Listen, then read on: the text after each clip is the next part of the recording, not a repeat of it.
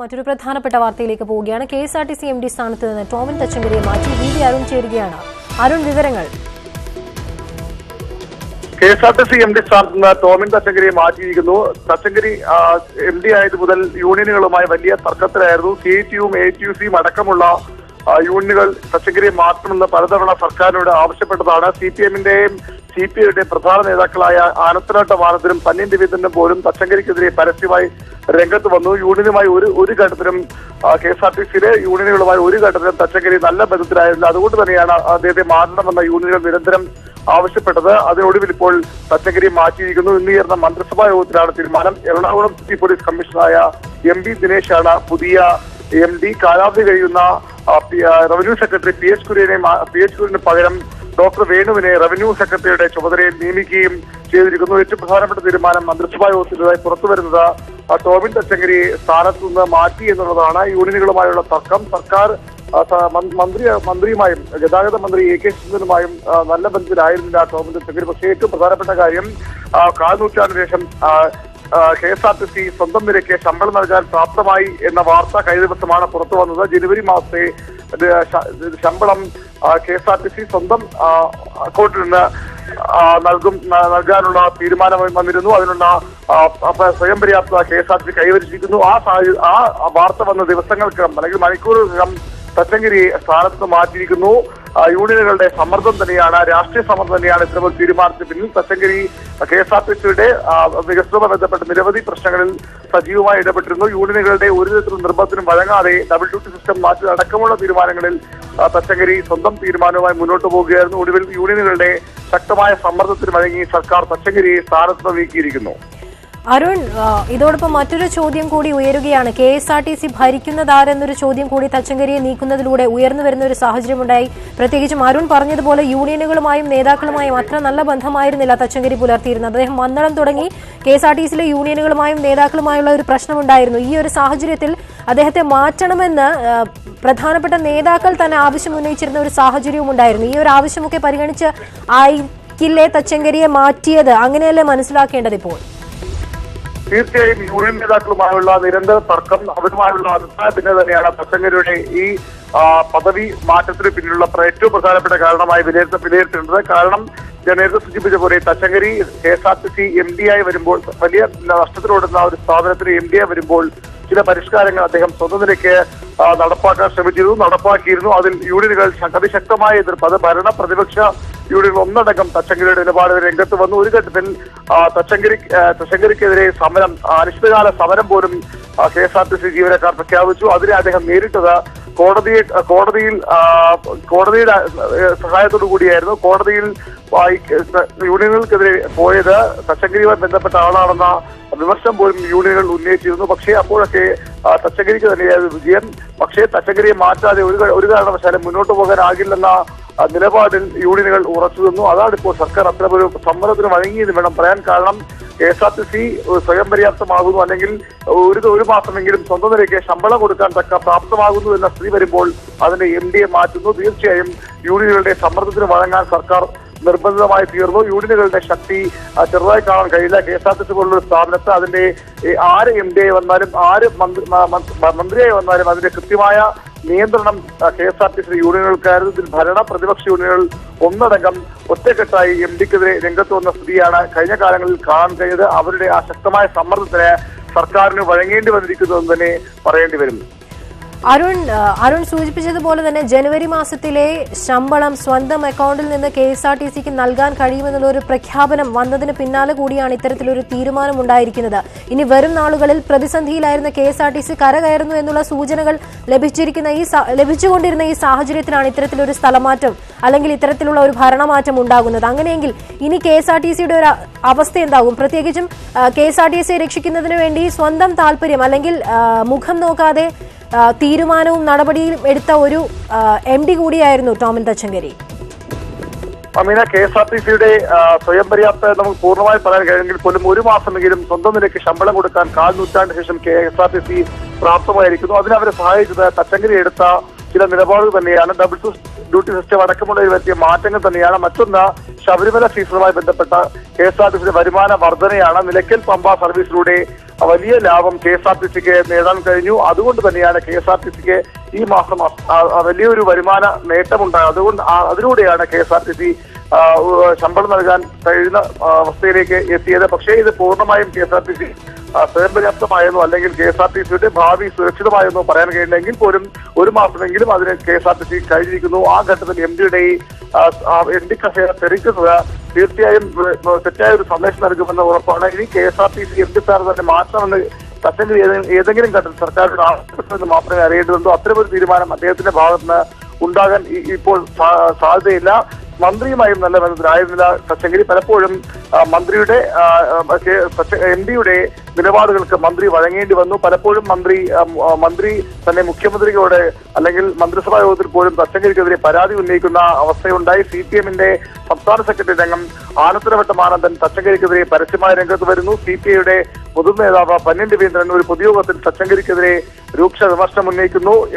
ഇടത് വലത് യൂണിയനുകളും അതുപോലെ തന്നെ CPMന്റെയും CPIയുടെയും തൊഴിലാളി സംഘടനകളും സർക്കാരിനെ തച്ചങ്കരിയെ മാത്രം. ശരി അരുൺ, തുടരുക. ഇപ്പോൾ ഡിജോ കാപ്പൻ ഈ വാർത്തയോട് പ്രതികരിക്കുന്നതിന് വേണ്ടി നമുക്കൊപ്പം ചേരുകയാണ്. ശ്രീ ഡിജോ കാപ്പൻ, KSRTC MD സ്ഥാനത്ത് നിന്ന് ടോമിൻ തച്ചങ്കരിയെ മാറ്റിയിരിക്കുന്നു. മന്ത്രിസഭാ യോഗത്തിന്റേതാണ് തീരുമാനം. ഇതാണ് ഏറ്റവും പുതുതായി പുറത്തുവരുന്ന വാർത്തകൾ. എങ്ങനെ നോക്കിക്കാണുന്നു, എങ്ങനെ പ്രതികരിക്കുന്നു? KSRTCക്ക് ഒരു ശ്വാസം വലിക്കാനായിട്ടുള്ള ഒരു അവസരം ഉണ്ടാക്കിക്കൊടുക്കാനുള്ള ശ്രമം നടത്തിയതിന്റെ പേരിലാണ് ഇപ്പോൾ ടോമിൻ തച്ചങ്കരിയെ മാറ്റിയിരിക്കുന്നത്. അതിനകത്ത് കേരളത്തിലെ സംഘടിത ട്രേഡ് യൂണിയനുകൾ അവർ വിജയിച്ചു എന്ന് തന്നെ പറയാം. പക്ഷേ അവരൊരു കാര്യം മനസ്സിലാക്കണം, ഈ നിലയിൽ KSRTC ഇനി എത്ര കാലം മുന്നോട്ട് പോകും എന്നുള്ളതിനെ കുറിച്ച്, പ്രത്യേകിച്ച് കേന്ദ്ര പാർലമെന്റ് ലോകസഭ പാസാക്കിയിരിക്കുന്ന ബില്ലും കൂടെ വരുമ്പോൾ KSRTCക്ക് പിടിച്ചു നിൽക്കണമെങ്കിൽ ഒരുപക്ഷെ ജീവനക്കാരെ കുറച്ച് ത്യാഗം അല്ലെങ്കിൽ കഴിഞ്ഞ കാലത്ത് അനുഭവിച്ച അനധികൃത ആനുകൂല്യങ്ങളിൽ അദ്ദേഹം കൈവച്ചപ്പോഴാണ് ഇപ്പോൾ അദ്ദേഹത്തെ ഈ സ്ഥാനത്ത് നിന്ന് തെറിപ്പിച്ചിരിക്കുന്നത്. എന്തായാലും ഈ നടപടി KSRTCയുടെ ഭാവിക്കും യാത്രക്കാരുടെ ഭാവിക്കും നല്ലതല്ല എന്ന് തന്നെയാണ് എനിക്ക് ആമുഖമായി പറയാനുള്ളത്. ശ്രീ ഡിജോ കാപ്പൻ, ഈ KSRTCയുമായി ബന്ധപ്പെട്ട കേസ് പരിഗണിക്കുന്ന വേളയിൽ കോടതിയുടെ ഭാഗത്തു നിന്ന് ഒരു പരാമർശമുണ്ടായ ഒരു സാഹചര്യം ഉണ്ടായിരുന്നു. അതായത് KSRTC നഷ്ടത്തിലെങ്കിൽ എന്തിന് ഇങ്ങനെ ഓടിക്കുന്നു, അടച്ചുപൂട്ടിക്കൂടെ എന്നാണ് അന്ന് കോടതി ചോദിച്ചത്. ഇപ്പോൾ തച്ചങ്കരി സ്വന്തം നിലപാടുകൾ കൊണ്ട് ചെറിയ തോതിലെങ്കിലും ചെറിയ മാറ്റങ്ങൾ വരുത്താൻ ശ്രമിക്കുന്നതിനിടെയാണ് ഇത്തരത്തിലൊരു മാറ്റം അദ്ദേഹത്തെ സ്ഥാനത്ത് നിന്ന് മാറ്റിയിരിക്കുന്നത്. KSRTCയുടെ ഒരു ഭാവി എങ്ങനെയായിരിക്കുമെന്നാണ് ഇനി താങ്കൾ കരുതുന്നത് നിലവിലെ സാഹചര്യത്തിൽ? അത് തന്നെയാണ് ഞാൻ പറഞ്ഞത്. KSRTC ഒന്ന് പച്ച പിടിച്ച് അല്ലെങ്കിൽ ഇപ്പൊ ഇക്കഴിഞ്ഞ മാസം ഗവൺമെന്റിന്റെ സഹായമില്ലാതെ KSRTCക്ക് ശമ്പളം കൊടുക്കാൻ കഴിഞ്ഞു എന്ന് പറയുന്നത് ഒരു 4-5 വർഷത്തിനിടയ്ക്ക് ആദ്യമായിട്ടാണ്. അപ്പോൾ അതൊക്കെ KSRTCയുടെ വരുമാനം കൂട്ടുന്ന കാര്യത്തിലും ചെലവ് കുറയ്ക്കുന്ന കാര്യത്തിലും അദ്ദേഹം കൈക്കൊണ്ട കർശനമായ ചില നടപടികൾ, അതായത് കൺട്രോളിംഗ് ഇൻസ്പെക്ടർ എന്ന തസ്തിക ഇല്ലായിരുന്നു. ആ തസ്തികയിൽ ഇരുന്നു കൊണ്ട് കഴിഞ്ഞ കുറെ കാലങ്ങളായി അനധികൃതമായി ശമ്പളം വാങ്ങിച്ചുകൊണ്ടിരുന്നവരോട് ഫീൽഡിൽ ഇറങ്ങാൻ പറഞ്ഞു. അവരാണ് കേരളത്തിലെ ട്രേഡ് യൂണിയന്റെ നേതൃത്വത്തിൽ ഇരിക്കുന്നത്.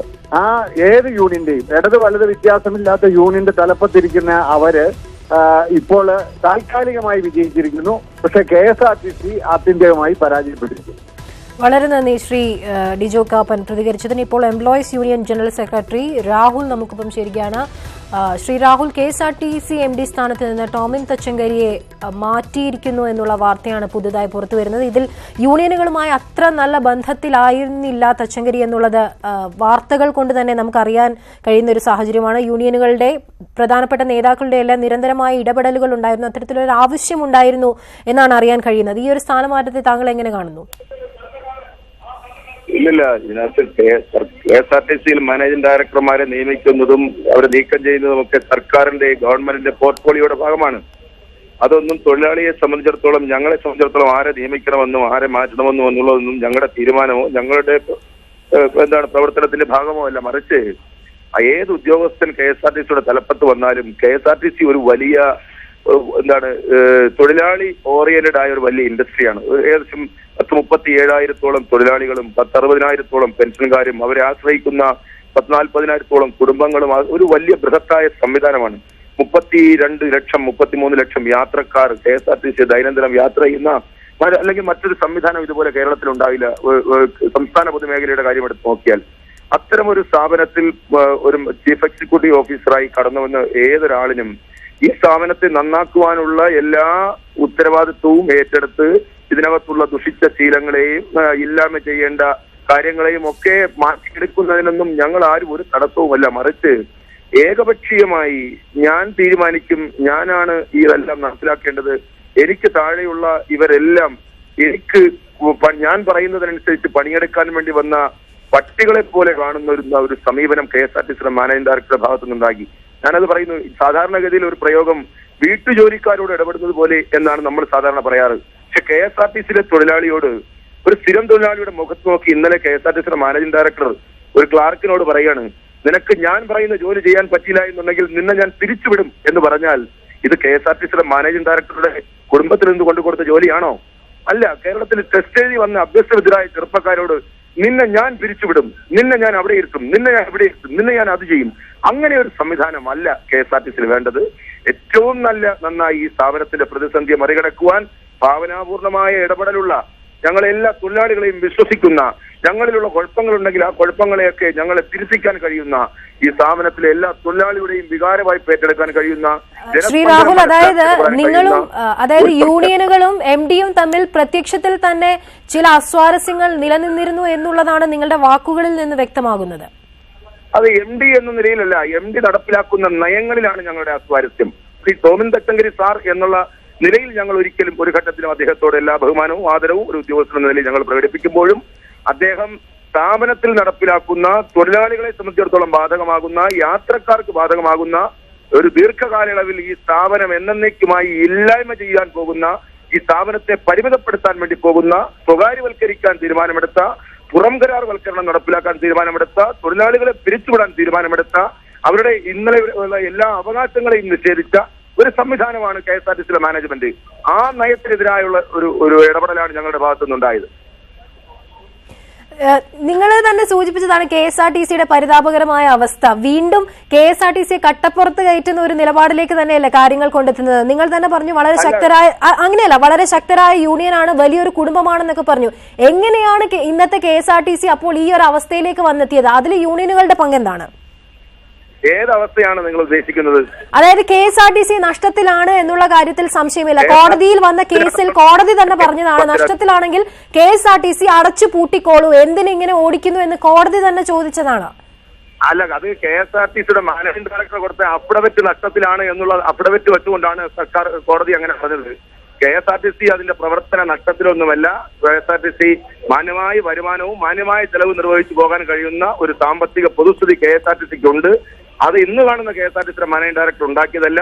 KSRTCക്ക് ആകെ കടമെന്ന് സുപ്രീം കോടതിയിൽ പറഞ്ഞത്, ഞാൻ അടിവരയിട്ട് നിങ്ങൾ ശ്രദ്ധിക്കുക, അടിവരയിട്ട് പറയുന്നു, 1946 തുടങ്ങിയ KSRTC ഇപ്പോൾ ഒരു നൂറ്റാണ്ട് പിന്നിടുന്ന അതിലേക്ക് അടുക്കുന്ന ഒരു ഘട്ടത്തിൽ പോലും KSRTCയുടെ നാളിതുവരെയുള്ള പ്രവർത്തന നഷ്ടമാണ് 3114 കോടി.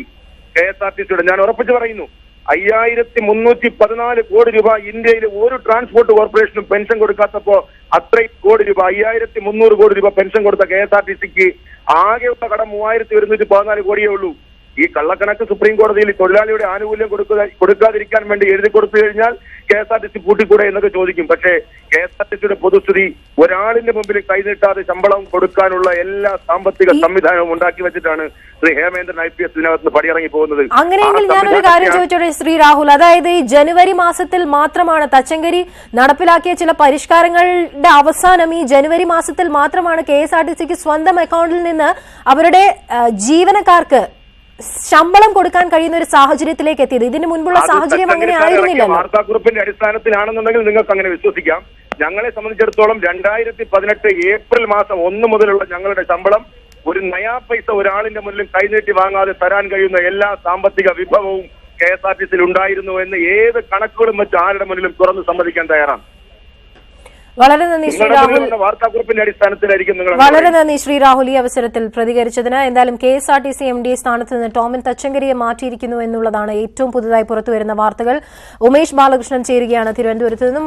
ഉമേഷ്, ഒരുപാട് പരിഷ്കാരങ്ങൾ നടപ്പിലാക്കിയ വ്യക്തി കൂടിയാണ് തച്ചങ്കരി. ഈ പറഞ്ഞ പോലെ ഈ മാസം ശമ്പളം കൊടുക്കുന്നത് വരെയുള്ള കാര്യങ്ങൾ. അതിനു മുൻപ് തന്നെ പല അസ്വാരസ്യങ്ങളും നിലനിന്നിട്ടുണ്ടായിരുന്നു നേതാക്കളുമായും യൂണിയനുകളുമായും ഒക്കെ. പക്ഷേ നിരവധി പ്രവർത്തനങ്ങൾ കാഴ്ചവെച്ച KSRTC സംരക്ഷിക്കുന്നതിന് വേണ്ടി നിരവധി കാര്യങ്ങൾ മുന്നോട്ട് വെച്ച ഒരു വ്യക്തി കൂടിയായിരുന്നു തച്ചങ്കരി.